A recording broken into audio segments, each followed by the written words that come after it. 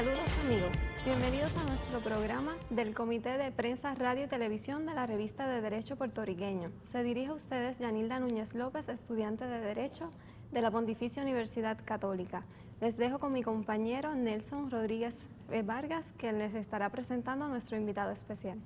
Muchas gracias, Yanilda. Saludos televidentes. Tenemos con nosotros al licenciado Felipe Pérez Cruz, que ha tenido una vida sumamente prolífica, especialmente en la comunidad jurídica. Se graduó de esta facultad, fue una de las primeras clases graduandas de la sección nocturna aquí de Derecho. Aprobó la reválida en su primera ocasión. Además de eso, comenzó trabajando en la asistencia legal en Mayagüez. Después de eso estuvo aproximadamente unos 10 años como juez administrador del Tribunal Superior aquí de Ponce. Además de eso, ha estado desde el 1999 como profesor de la Facultad de Derecho aquí de la Pontificia Universidad Católica, impartiendo los cursos de Derecho de Familia, Procedimientos Legales Especiales, Ética y Derecho de Propiedad. Bienvenido, licenciado Felipe Pérez Cruz, es un honor su compañía.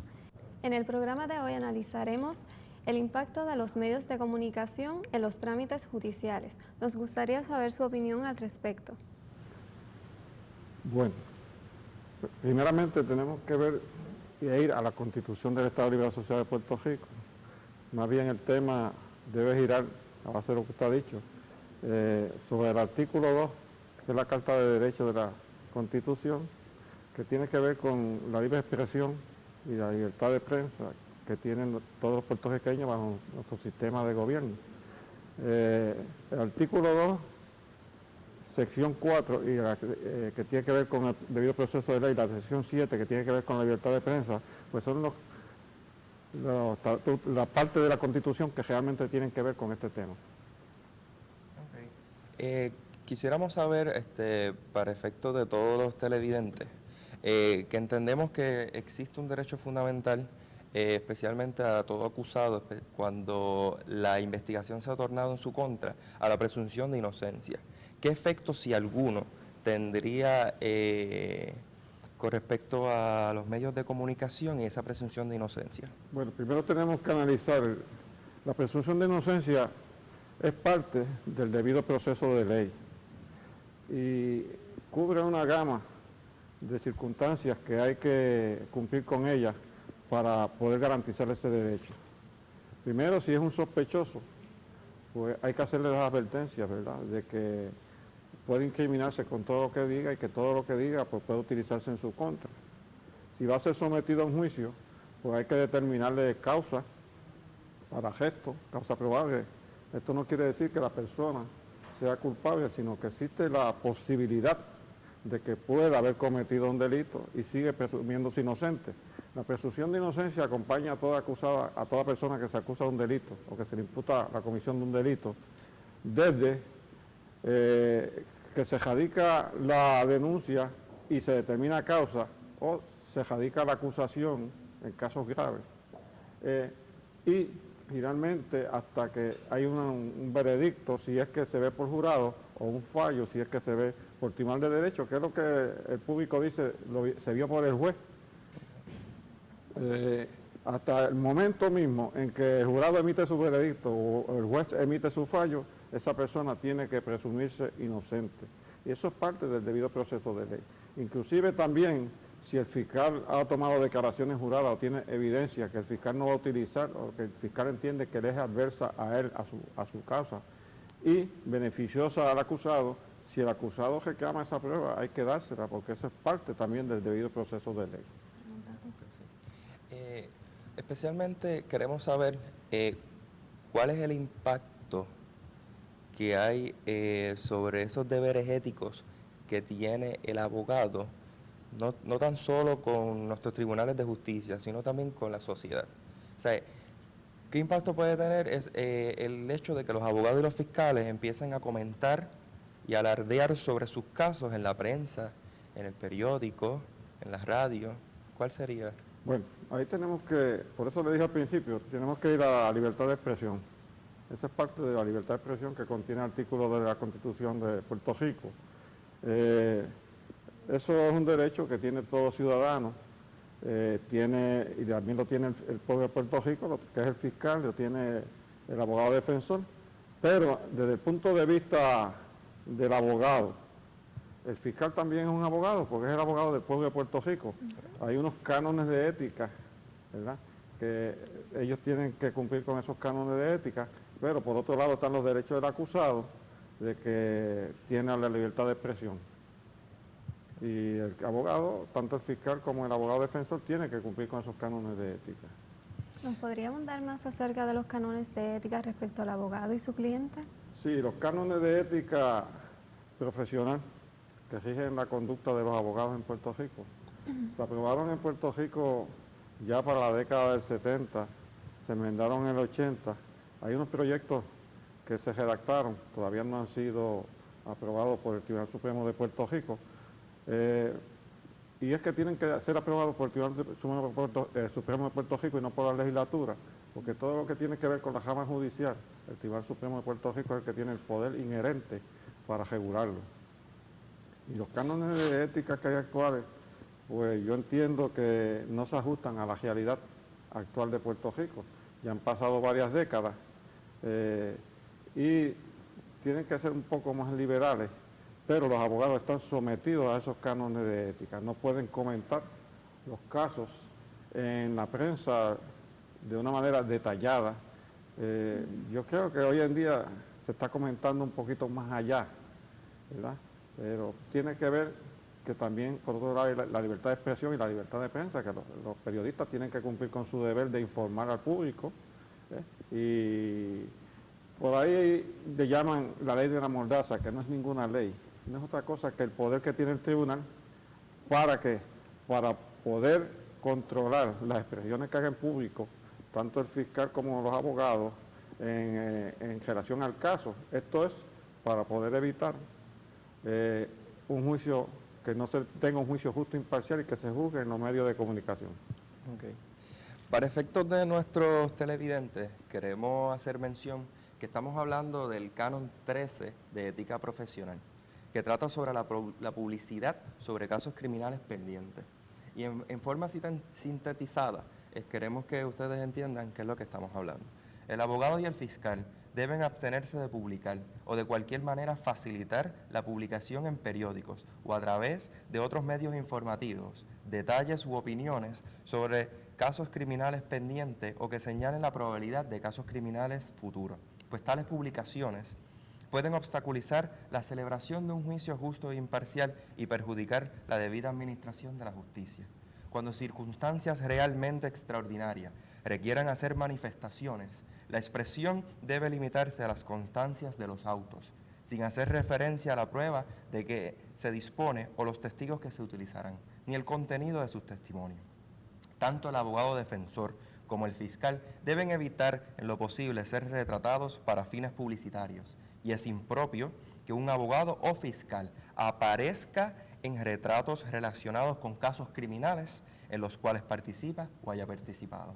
Ahora tendremos aquí la opinión sobre, ¿verdad? ¿Qué usted piensa, licenciado? Bueno, ese canon que tiene que ver con los cánones de ética profesional de la profesión de abogado, pues podríamos decir que se viola bastante, ¿verdad?, pero que no llega a una sanción disciplinaria, en el sentido de que los medios de comunicación también tienen que cumplir con su deber de mantener informado a la ciudadanía, pero vemos a menudo, principalmente en los canales de televisión, los abogados, al decir abogados se refiere tanto al abogado defensor como al fiscal, haciendo manifestaciones sobre los casos que están en proceso ya, que el juicio ha comenzado. Vamos a presentar tal prueba porque estas conclusiones, y eso, el peligro de eso es que puede llevar a una opinión errónea de la ciudadanía, y también pues puede afectar, obviamente, como dice el canon, el tener un juicio justo e imparcial, a que tiene derecho toda persona a que se le imputa un delito. En el aspecto criminal estamos hablando. Por lo tanto, pues afectaría también la presunción de inocencia. Por ahí pues llaman la llamada ley de la mordaza, que es un término erróneo. No hay ninguna ley que se llame ley de mordaza, sino más bien es una orden del tribunal, cuando el tribunal entiende que pueden afectar los derechos de las partes, especialmente los derechos del acusado, y especialmente ese derecho constitucional a la presunción de inocencia, que el tribunal, bajo procedimiento de desacato, pues le ordena a los abogados, tanto al fiscal como al abogado defensor, de que se abstengan de hacer comentarios sobre el caso en proceso. Así es que todo este proceso desemboca en ¿qué? En garantizarle a toda persona acusada de un delito el debido proceso de ley. Y el debido proceso de ley pues comprende muchísimos aspectos y este es uno de ellos, que tenga un juicio justo e imparcial. ¿Por qué? Porque el fin último es preservar la libertad de esta persona. Bueno, Les invitamos a que continúen con nosotros después de esta breve pausa.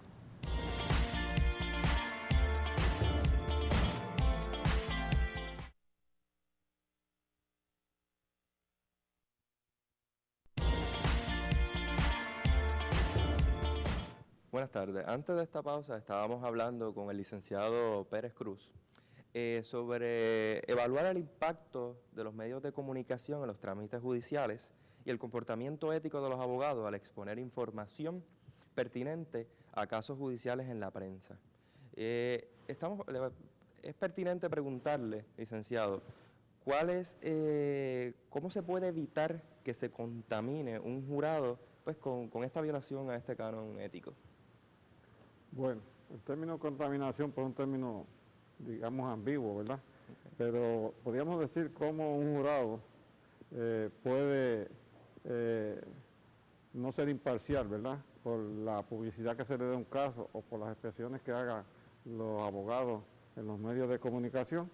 Si cada cual expone su punto de vista y cuál va a ser su teoría, cuál va a ser la prueba que va a presentar durante el caso, pues la ciudadanía pues, puede llegar ellos mismos a un juicio, ¿no? Y determinar, digamos, que es culpable y entonces si el tribunal lo absuelve, ya sea por tribunal de derecho o por jurado, pues entonces la masa dice no hay justicia, ¿no?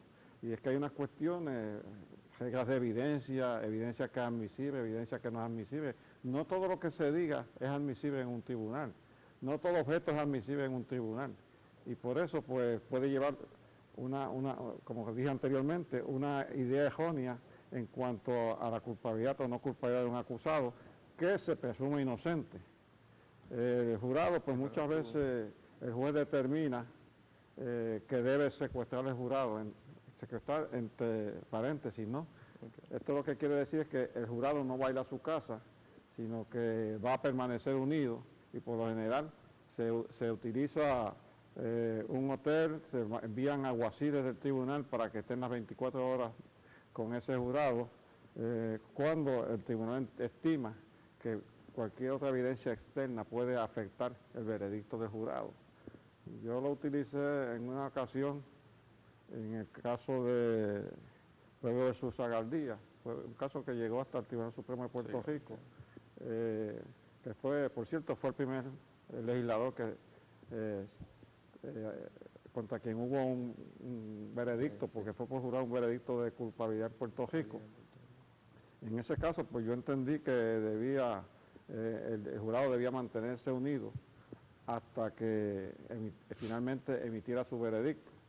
Okay. Porque una de las instrucciones que uno tiene que darle al jurado en cada receso durante el proceso y finalmente es que no formen una opinión del caso hasta que finalmente el mismo sea sometido a su consideración. ¿Y qué quiere decir a su consideración? A su deliberación, para que determine en ese momento si es culpable o inocente de los delitos que se le imputan. Licenciado, respecto al canon número 13, ¿alguna vez ha sido interpretado por el Tribunal Supremo de Puerto Rico? En cuanto a la publicidad, sí, hay una decisión ya de bastantes años, de la década del 60, me parece que es el caso de Pueblo versus Hoyo. Eso fue un caso precisamente de aquí de la ciudad de Ponce.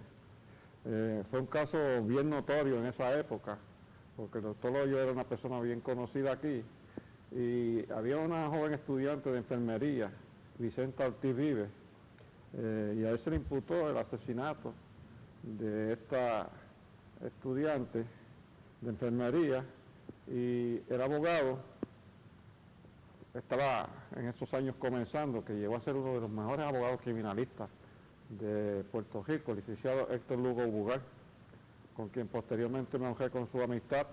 Postulamos en contra, yo como fiscal, como abogado defensor, postuló ante mí como juez posteriormente, y el licenciado Lugo Bugar pues, hizo unas manifestaciones en una emisora de aquí de Ponce. Para esa época no había televisión aquí en esta área, ni se cubrían los eventos por televisión, de que el juez que estaba presidiendo esa vista, que había sido fiscal, pues en esa entrevista el licenciado dice que el juez, que todavía es fiscal, en la penumbra de la noche se reunió con los fiscales para programar la culpabilidad del acusado. O sea, que hubiera un veredicto o un fallo, según sea el caso, si era, vuelvo y repito, veredicto por jurado, fallo es por el juez. Repito y hago énfasis en esto porque hay la idea de que veredicto y fallo es lo mismo, no. El veredicto siempre es el jurado. ¿Y qué es el jurado? Pues son 12 vecinos, ¿verdad? En el caso de la región judicial que sea, en este caso de Ponce, pues sería la región judicial de Ponce, que son los que van a determinar, según dispone la Constitución, si el acusado es culpable o inocente por mayoría de 9 o más. O sea que menos de 9, si el jurado vota 8-4, es lo que se llama no veredicto. Y hay que volverlo a someter de nuevo a otro juicio. Y si en el segundo juicio no hay un no veredicto, pues hay que archivar el caso.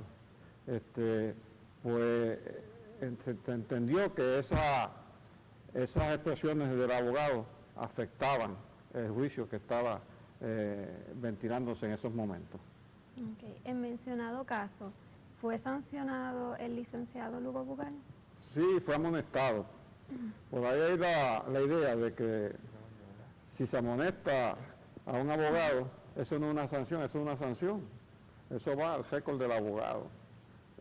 En este caso fue amonestado por el Tribunal Supremo de Puerto Rico. Y esa es una amonestación que también pues, puede en un futuro a un abogado, hay otra queja contra un abogado, porque también hay una percepción errónea de lo que es una queja y una querella.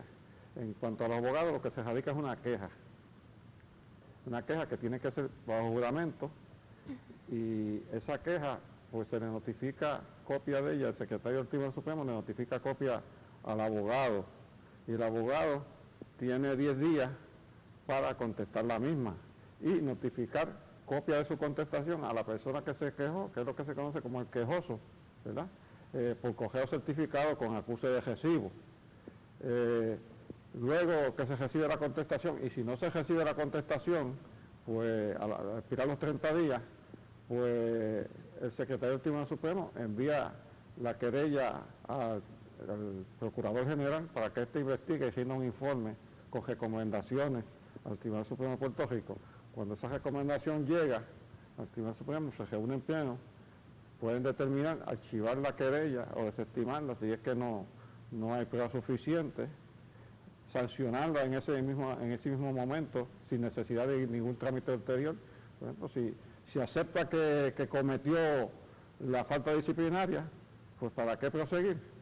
O devolver el informe con la queja al procurador para que amplíe la investigación, o finalmente someterla a uno de los jueces del Tribunal Supremo de Puerto Rico para que termine causa. Si se determina causa, en ese momento es que esa queja se convierte en querella. Y entonces el tribunal ordena al Procurador General que someta la querella, y entonces viene una vista ante un comisionado especial nombrado por el Tribunal Supremo de Puerto Rico en el uso de su discreción, porque puede ser el tribunal directamente, y pues va a presidir esas vistas. Es como si fuera un juicio. Va a tener el abogado contra quien se radicó la querella su defensa legal, y está el Procurador General, que por analogía sería como el fiscal, ¿verdad? Y el querellado, que es el abogado, sería como el acusado por analogía. Y entonces, pues, una vez se rinde el informe, pues el Tribunal Supremo determina si desafora al abogado, y el Tribunal Supremo ha determinado que el desaforo no es un castigo, sino que es una medida de protección social. hay que proteger la sociedad de las actuaciones de nosotros los abogados, porque la sociedad pues se lo merece. Es como dice el Tribunal Supremo de Puerto Rico, mi abogado me defiende de la parte contraria, pero ¿quién me defiende de mi abogado? Obviamente la relación de abogado y cliente se basa en la absoluta confianza, ¿verdad? Y es así porque muchas veces a uno cuando está practicando la profesión, por ejemplo en los documentos notariales, vamos por una escritura, licenciado, licenciada, si la hizo usted está bien, está bien, no. ¿Cuál es el deber de nosotros como abogados o como notarios? Decirle, no, léala, y si no la lee, yo se la leo. Pero esa relación de absoluta confianza pues persiste y la persona ama muchas veces más la libertad que la salud. Se ocupa más de sus casos y de sus propiedades que de la salud. Profesor, nosotros los estudiantes de Derecho, al igual que toda la comunidad jurídica y en especial los televidentes, tenemos serias dudas sobre el concepto de la independencia judicial. Por el hecho de que entendemos que los jueces y magistrados reciben una presión bastante grande por toda la sociedad, especialmente por los medios, los periodistas. Queríamos saber de qué manera eso puede afectar un concepto tan amplio y tan importante como es la independencia judicial a todo el trámite administrativo, todo el trámite administrativo y judicial en todos los tribunales de justicia. Sí, esa es una preocupación que se ha venido discutiendo por años, por muchos años. Yo como juez administrador regional de la región judicial de Ponce, pues formaba parte de lo que se conoce como el Comité Asesor Judicial. Y también en las conferencias judiciales que se debe activar el Supremo de Puerto Rico anualmente. En una ocasión se trató este tema de la independencia judicial y si los jueces debían ser nombrados de por vida, como es en Estados Unidos, o por término fijo como estamos ahora, ¿verdad? Yo entiendo que, primero, que de acuerdo a cómo está el derecho hoy en día, pues es una prerrogativa del gobernador o la gobernadora nombrar las personas que van a ocupar las sillas en la judicatura con el consentimiento, ¿verdad?, del Senado de Puerto Rico. O sea, en nuestro sistema de gobierno un trípode de poderes que se contrabalancean, ¿verdad?, para hacer justicia, ¿no? Obviamente está el poder legislativo, que es el que hace las leyes, las aprueba el Ejecutivo y las ejecuta, y el judicial, que es el que lo interpreta. Obviamente el Poder Judicial pues tiene muchísima fuerza en el sentido de que es el que va a interpretar la legislación vigente, ¿verdad? Y si el Tribunal Supremo, por ejemplo, determina que una ley es inconstitucional, pues prácticamente ha dejado sin efecto lo que hizo el Poder Legislativo y el Ejecutivo para el bienestar de la sociedad. ¿Por qué traigo esta colación? Porque los jueces dicen que si es por término fijo, por ejemplo, por 12 años los jueces superiores, pues están sujetos a presiones de que si lo van a nombrar el gobernador de turno y que si es del color que está reinando en ese momento, y muchas veces pues dice los comentarios es que se han nombrado por color y no por los conocimientos que tienen del derecho y el desempeño que han tenido como abogados en el derecho. Es un problema grandísimo. Y si lo nombramos de por vida, pues entonces, si se nombra una persona que no, por favores políticos, digamos, pues vamos a tenerlo ahí toda la vida hasta los 70 años, que es que puede ejercer un juez. Así es que es un dilema. Yo soy partidario de que debe seguir por término fijo y no de por vida, y que sea evaluado por el Tribunal Supremo de Puerto Rico, que actualmente es evaluado, pero la prerrogativa siempre es del gobernador, o sea, la recomendación que haga el Tribunal Supremo de Puerto Rico no vincula al Ejecutivo.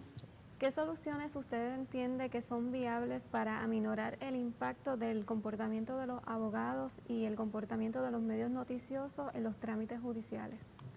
Bueno, es una cuestión muy delicada, porque obviamente el pueblo tiene derecho a ser informado, ¿verdad? Y la prensa pues tiene ese deber, y está el derecho de prensa que conlleva la libertad de expresión. no podemos coartarle ese derecho, el pueblo tiene que estar informado. Pero yo entiendo que en cuanto a los abogados, pues el tribunal tiene las herramientas para poder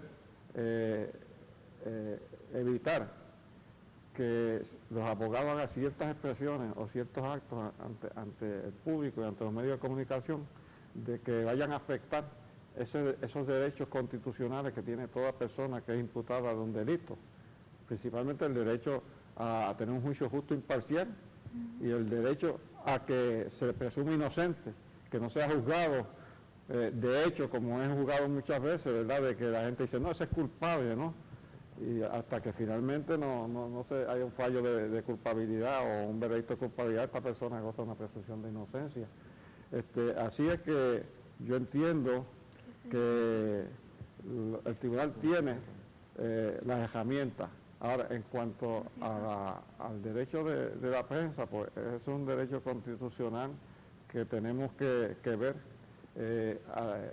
cómo se puede limitar, que yo entiendo que no se puede limitar injustificadamente, porque obviamente, como dije anteriormente, es un derecho constitucional, y las limitaciones del derecho constitucional tienen dos aspectos, el aspecto sustantivo y el aspecto procesal. En el caso de la prensa, pues es el derecho a informar, ¿verdad?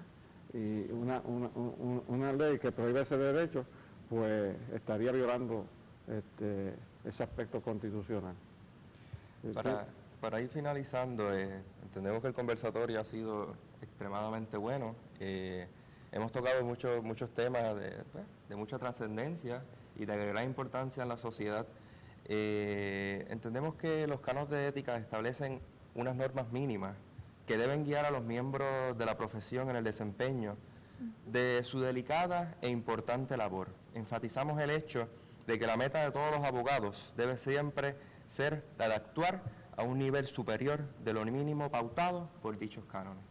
Le damos las gracias por haber compartido con nosotros y haber sacado de su tiempo.